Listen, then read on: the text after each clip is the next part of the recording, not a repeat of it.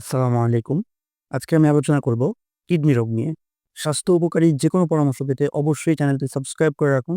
পাশে থাকা বেল আইকনটি প্রেস করতে ভুলবেন না। আর যারা ফেসবুক থেকে ভিডিওটি দেখছেন তারা অবশ্যই এই পেজটি ফলো দিয়ে রাখবেন। এখন আপনাদেরকে জানাবো কিডনি রোগের কারণ বা রিস্ক ফ্যাক্টর মানে কাদের হওয়ার সম্ভাবনা সবচেয়ে বেশি। যাদের ডায়াবেটিস রয়েছে, উচ্চ রক্ত শর্করা কিডনির ক্ষুদ্র রক্তনালিকাগুলোকে ক্ষতিগ্রস্ত করে, যা ধীরে ধীরে কিডনির কার্যক্ষমতাকে হ্রাস করে। আরেকটি হচ্ছে উচ্চ রক্তচাপ। উচ্চ রক্তচাপ কিডনির রক্তনালিকাগুলোকে চাপ দেয়।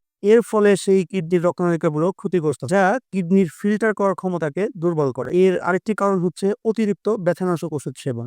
যে ব্যথার ওষুধগুলো আমরা কমনলি চিনি বাজারে, এই ব্যথার ওষুধগুলোই আর কি।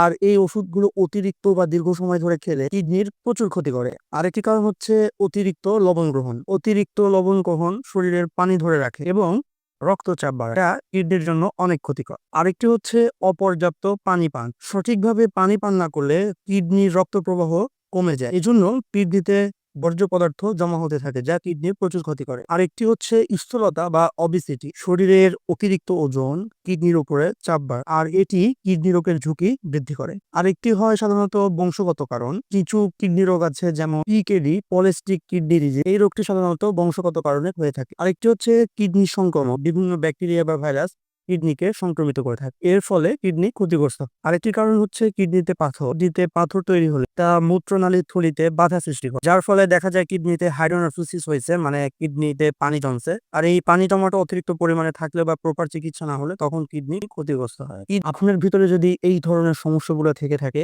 এবং যে নিয়মগুলো মানলে এই সমস্যা থেকে বেঁচে থাকা যায়, সেই নিয়মগুলো মানতে শুরু করুন। ধন্যবাদ। আসসালামু আলাইকুম।